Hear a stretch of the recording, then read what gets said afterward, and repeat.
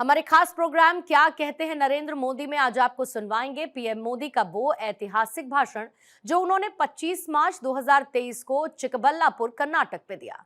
अपने भाषण में पीएम ने कहा कि हर देशवासी के साझा प्रयासों से ही विकसित भारत का सपना संभव होकर रहेगा और इसीलिए बीजेपी सरकार निरंतर सबकी भागीदारी पर बल दे रही है, क्योंकि जब विकास में सबका प्रयास लगेगा तो विकसित भारत का लक्ष्य हम और तेजी से प्राप्त करेंगे। आप सभी इतने उमंग और उत्साह के साथ अनेक सपने लेकर के, नए संकल्प लेकर के सेवा की इस महान प्रवृत्ति में जुड़े हैं। आपके दर्शन करना ये भी मेरे लिए सौभाग्य है। मैं आपका बहुत बहुत आभारी हूं। चिक्कबल्लापुरा आधुनिक भारत के आर्किटेक्ट्स में से एक सर एम विश्वेश्वरैया की जन्मस्थली है।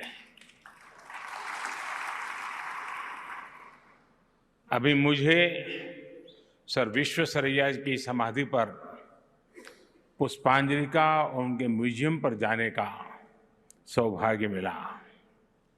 इस पुण्य भूमि को मैं सर झुका करके नमन करता हूं। इस पुण्य भूमि से प्रेरणा लेकर ही उन्होंने किसानों, सामान्य जनों के लिए नए इनोवेशन किए, इंजीनियरिंग के बेहतरीन प्रोजेक्ट्स बनाए। साथियों, इस धरती ने सत्य साई ग्राम के रूप में भी सेवा का एक अद्भुत मॉडल देश को दिया है। शिक्षा और स्वास्थ्य के माध्यम से जिस प्रकार मानव सेवा का मिशन यहां चल रहा है वो वाकई अद्भुत है। आज जो यहां मेडिकल कॉलेज शुरू हो रहा है, इससे मिशन और सशक्त हुआ है। Shri Madhusudan Sai Institute of Medical Science and Research हर वर्ष अनेक नए प्रतिभावान डॉक्टर देश की कोटि कोटि जनता की सेवा में राष्ट्र को समर्पित करेगा। मैं संस्थान को और चिक्कबल्लापुरा यहां के सभी लोगों को बहुत बहुत बधाई देता हूं।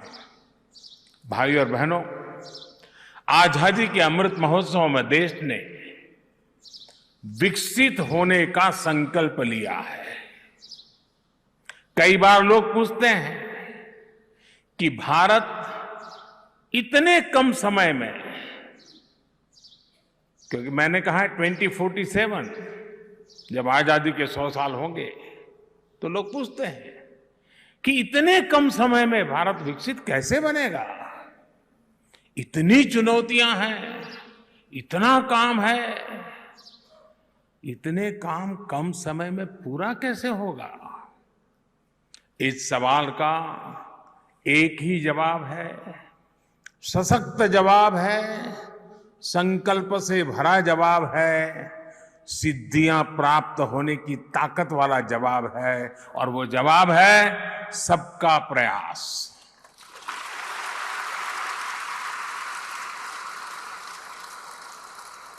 हर देशवासी के साझा प्रयासों से ये संभव होकर के ही रहेगा। इसलिए भाजपा सरकार निरंतर सबकी भागीदारी पर बल दे रही है। विकसित भारत के लक्ष्य की प्राप्ति में हमारे सामाजिक संगठनों की, धार्मिक संगठनों की भूमिका भी बहुत बड़ी है। कर्नाटका में तो संतों, आश्रमों, मठों की महान परंपरा रही है। ये धार्मिक और सामाजिक संस्थाएं आस्था और आध्यात्म के साथ साथ गरीबों, दलितों, पिछड़ों, आदिवासियों को सशक्त करती रही है। आपके संस्थान द्वारा किए जा रहे सामाजिक कार्य भी सबका प्रयास की भावना को ही सशक्त करते हैं।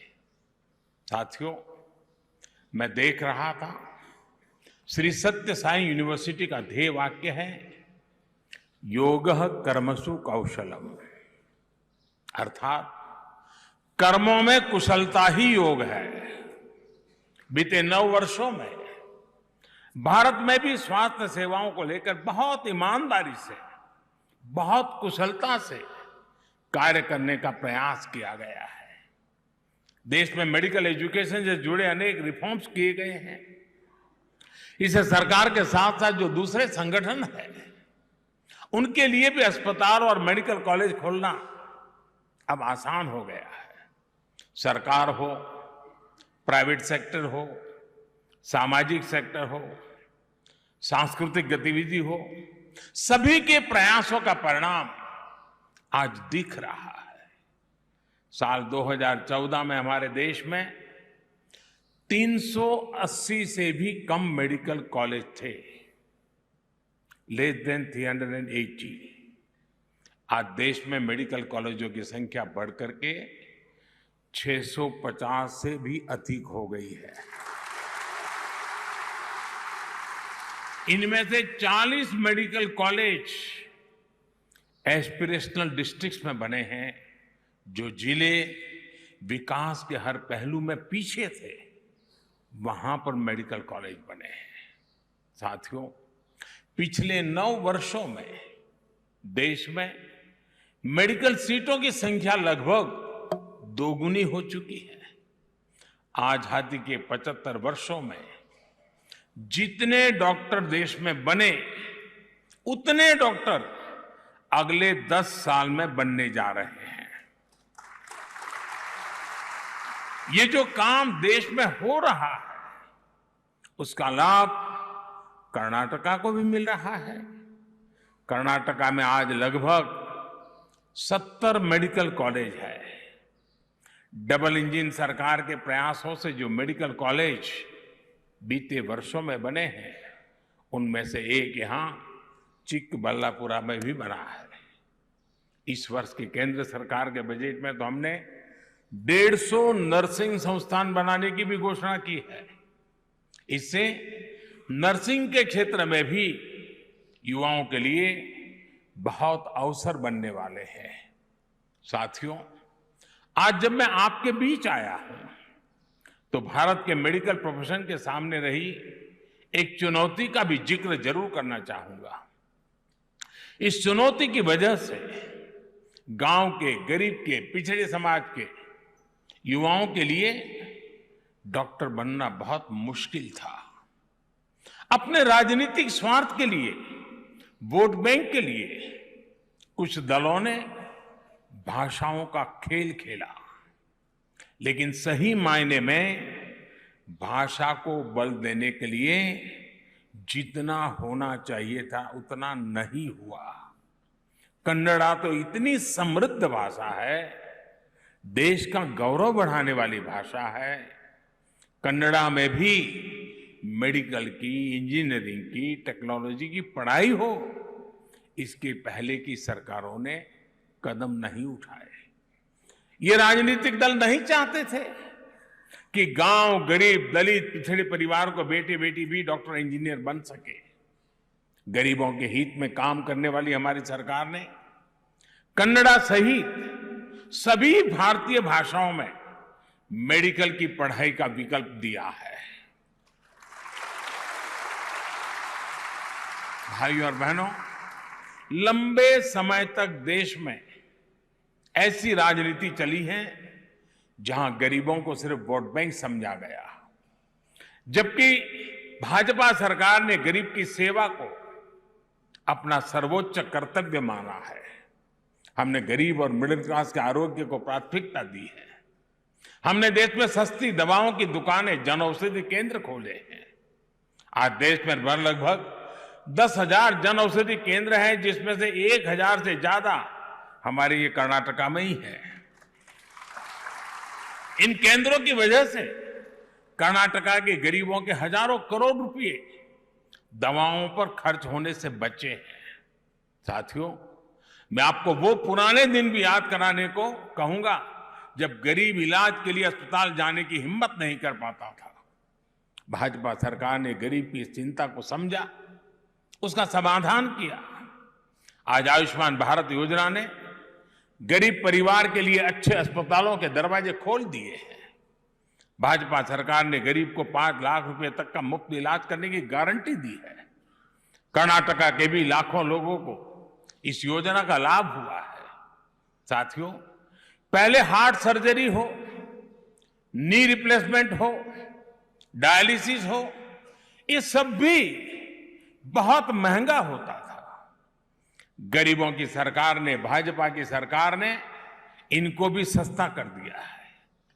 मुफ्त डायलिसिस की सुविधा ने भी गरीबों के हजारों करोड़ रुपए खर्च होने से बचाए हैं। साथियों, हम स्वास्थ्य से जुड़ी नीतियों में माताओं बहनों को सर्वोच्च प्राथमिकता दे रहे हैं। जब मां का स्वास्थ्य, मां का पोषण बेहतर होता है तो पूरी पीढ़ी का स्वास्थ्य सुधरता है।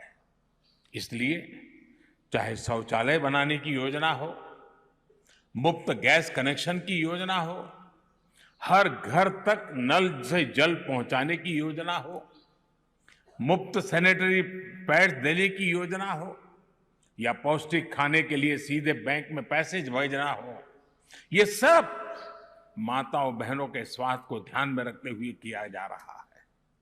विशेषकर ब्रेस्ट कैंसर को लेकर भी भाजपा सरकार सतर्क है। अब गांवों में जो हेल्थ एंड वेलनेस सेंटर खोले जा रहे हैं, वहां पर ऐसी बीमारियों की स्क्रीनिंग का प्रयास हो रहा है। मकसद यही है कि शुरुआती दौर में ही बीमारियों की पहचान की जा सके। इससे माताओं बहनों के जीवन पर बड़े संकट को हम रोकने में सफल हो रहे हैं। मैं बोम्मई जी और उनकी टीम को बधाई दूंगा कि कर्नाटका में भी 9,000 से अधिक हेल्थ एंड वेलनेस सेंटर बने हैं। हमारी सरकार बेटियों को ऐसा जीवन देने में जुटी है जिससे वो खुद भी स्वस्थ रहे और आगे जाकर के संतान भी स्वस्थ रहे। भाइयों और बहनों, आज मैं कर्नाटका सरकार की एक और वजह से प्रशंसा करूंगा। बीते वर्षों में भाजपा सरकार ने एएनएम और आशा बहनों को और सशक्त किया है। उन्हें आधुनिक टेक्नोलॉजी वाले गैजेट्स दिए गए हैं, उनका काम आसान बनाया गया है। कर्नाटका में आज लगभग 50,000 आशा और एएनएम कार्यकर्ता हैं, लगभग 1 लाख रजिस्टर्ड नर्सें और दूसरे हेल्थ वर्कर हैं। डबल इंजन सरकार इन सभी साथियों को हर संभव सुविधाएं देने के लिए जीवन आसान बनाने के प्रयासरत है। साथियों, आरोग्य के साथ साथ माताओं बहनों बेटियों के आर्थिक सशक्तिकरण पर भी डबल इंजन सरकार का पूरा ध्यान है। ये धरती तो मिल्क और सिल्क की धरती है। ये हमारी सरकार है जिसने पशुपालकों के लिए भी किसान क्रेडिट कार्ड की सुविधा सुनिश्चित की है। पशुओं का स्वास्थ्य ठीक रहे, इसके लिए सबसे बड़ा मुफ्त टीकाकरण अभियान भी हमारी सरकार ने शुरू किया। इस अभियान पर 12,000 करोड़ रुपए खर्च किए जा रहे हैं। डबल इंजन सरकार का यह भी प्रयास है कि डेयरी कोऑपरेटिव में महिलाओं की भागीदारी और अधिक बढ़े। गांव में महिलाओं के जो सेल्फ हेल्प ग्रुप्स हैं, उनको भी सशक्त किया जा रहा है। साथियों, जब देश स्वस्थ रहेगा, जब विकास में सबका प्रयास लगेगा, तो विकसित भारत का लक्ष्य हम और तेजी से प्राप्त करेंगे। मैं एक बार फिर से श्री मधुसूदन साई इंस्टीट्यूट से जुड़े सभी साथियों को मानव सेवा के उस उत्तम प्रयास के लिए हृदय से बहुत बहुत बधाई देता हूं।